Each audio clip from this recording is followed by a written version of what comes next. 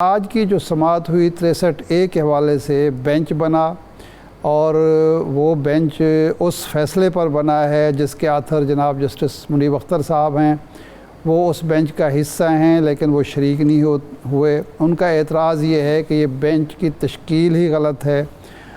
Bench بنانے کا اختیار جو ہے وہ چیف جسٹس کے پاس ہے اور اس کے بعد سینئر موسٹ جج کے پاس ہے، اور تیسرے رکن جو ہیں پہلے جو قانون موجود تھا اس کے مطابق منیب اختر صاحب ہیں۔ لیکن اگر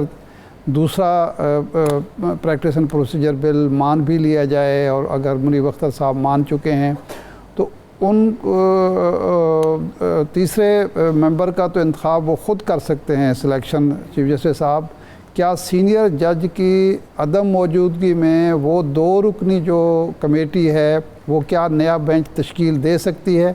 اور اگر نیا بینچ بنتا ہے اور اس میں منیب اختر صاحب شریک نہیں ہوتے تو اس بینچ کی کیا قانونی پوزیشن ہوگی؟ ریاست صاحب یہ ہمیں ذرا تھوڑا سا اس پہ بریف کریں، پھر آگے چلتے ہیں۔ سب سے پہلے تو یہ تھا کہ جو پہلے پریکٹس اینڈ پروسیجر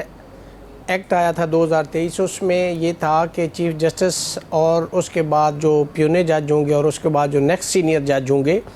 وہ اس کمیٹی کا حصہ ہوں گے۔ تو یہ تھا کہ وہ تینوں ججز صاحبان کی جو کمیٹی ہے وہ بینچ کانسٹیٹیوٹ کریں گے۔ اب 2023 میں یہ آیا، اب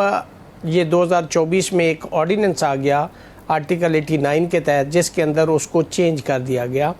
پہلے تو میں اس پہ عرض کروں کہ جو یہ آرڈیننس آیا ہے یہ قاضی صاحب خود فرمایا کرتے تھے چیف صاحب کہ یہ آرڈیننس کی جو فیکٹری ہے اس کو بند ہونا چاہیے۔ تو ایمرجنسی اگر ملک کے اندر ہو، ایسے سرکمسٹانسز ہوں جس کے لیے لیجسلیشن ریکوائرڈ ہو تو پھر آرڈیننس جاری کیا جاتا ہے when the parliament is not in session۔ تو اگر یہ اتنا ضروری تھا عائشہ صاحب تو میں سمجھتا ہوں کہ جب یہ ایک پرپوزڈ امینڈمنٹ لے کے پھر رہے تھے تو اس وقت اس کو پاس کروا لینا چاہیے تھا ایک بل کی صورت میں، نہ کہ آپ آرڈیننس لے کے آتے۔ اس آرڈیننس کے اندر ایک قباحت ہے جس سے ہمیں اسپیشلی کالے کوٹ والوں کو اس پہ اعتراض ہے کہ کوئی بھی لیجسلیشن ہوتی ہے وہ یونیورسل ہوتی ہے، اس کا ایک ریشنل ہوا کرتا ہے کہ یعنی جیسے پہلے تھا آرڈیننس سے پہلے کہ اگر کوئی اس کمیٹی میں سے سینئر جج صاحب موجود نہیں ہے تو اس سے نیکسٹ جو تھا وہ اس میں ایڈ ہو جاتا، وہ چیف جو کمیٹی کے اس چیئرمین ہے اس کے بعد جو نیکسٹ سینئر ہے۔ اگر وہ چلتا تو وہ ایک بہترین لا جس کو سب نے سپورٹ بھی کیا آ گیا، لیکن بدقسمتی سے اب جو آرڈیننس کے ذریعے اس کو موڈیفائی کیا گیا یا امینڈ کیا گیا ہے اس کے اندر ایک غلط چیز یہ ہوگی کہ پہلے تو چیف صاحب یہ فرمایا کرتے تھے کہ جو اختیارات ہیں میں اپنے پاس جو ایک چیف کے پاس ہے وہ میں کمیٹی کو دینا چاہتا ہوں۔ اب وہی اختیارات پھر واپس لیے جا رہے۔ اگر آپ نے اسی طرح سے واپس چیف جسٹس صاحب کو اختیار دینے تو پھر پریکٹس اینڈ پروسیجر ایکٹ جو آیا تھا اس کو ریپیل کر دینا چاہیے تھا۔ اس کے اندر جو قباحت ہے وہ یہ ہے کہ آپ نے چیف جسٹس کو پھر سے ایک ڈسکریشن دے دی ہے جس میں سے جسٹس منیب صاحب جو سینئر تھے اس کمیٹی میں آپ نے ان کو فارغ کر دیا ہے اور ایک اپنے مرضی سے جج کو ایڈ کر دیا، اس لیے کہ اگر منیب صاحب ہوتے ہیں تو چیف صاحب کی جو میجارٹی اس کمیٹی کے اندر وہ نہیں رہتی۔ اب اس میجارٹی کو مینٹین رکھنے کے لیے چونکہ جو 63 آرٹیکل 63A کا ہے کیس چل رہا ہے جو ریویو پینڈنگ ہے، میں سمجھتا ہوں کہ یہ ساری چیزیں اس کے لیے یہ کی جا رہی ہیں جو کہ میں سمجھتا ہوں کہ ایک میلا فائڈی پہ مبنی یہ لا بنایا گیا ہے۔ اس لیے اگر 2 جج جو ہیں مطلب وہ کمیٹی کانسٹیچیوٹ یا بینچ کانسٹیچیوٹ وہ کمیٹی نہیں کر سکتی، اس کے اندر یہ ریشنل ہے۔ اچھا یہ فرمائیں کہ اب انہوں نے بینچ بنا دیا اور اس بینچ میں جو آج ہیئرنگ کے لیے بیٹھا اس میں منیب صاحب شامل نہیں ہوئے۔ اب کل انہوں نے 11:30 بجے کا ٹائم پھر مقرر کر دیا ہے اور انہوں نے کہا ہے کہ جو نامہ لکھوایا ہے کہ رجسٹرار صاحب ان سے ریکویسٹ کریں منیب اختر صاحب سے کہ جی وہ اس کمیٹی کا وہ اس بینچ کا حصہ بنے۔ اگر وہ نہیں بنتے تو پھر نیا بینچ بنایا جائے گا اور نیا جج اس میں شامل کیا جائے گا۔ اب یہ جو آج کا بینچ ہے جو منصور علی شاہ صاحب کی مرضی کے خلاف یا ان کی رائے لیے بغیر بنا، اور کل جو بنے گا جس میں ظاہر بات ہے جناب منیب اختر بھی شامل نہیں ہوں گے ممکنہ طور پر نظر آ رہا ہے، اور منصور علی شاہ صاحب کی مرضی بھی تشکیل میں نہیں ہوگی، उस बेंच की कानूनी पोजीशन क्या होगी, आइनी पोजीशन क्या होगी?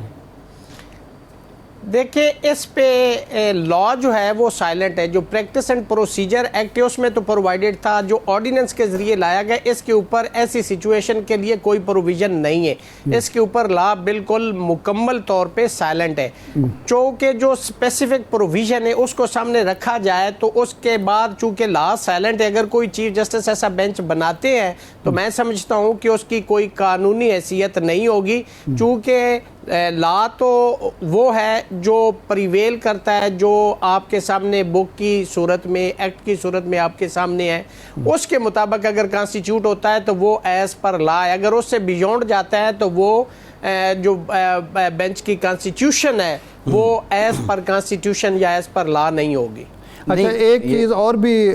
डिस्कस हो रही है कानूनी हल्के में, वो ये है कि चूँकि ये 63A के बारे में जो फैसला उमर अता बंदियाल साहब का है कि बेंच का है और जिसको मुनीब अख्तर साहब ने लिखा है, उसमें यह है कि वोट शुमार भी नहीं होगा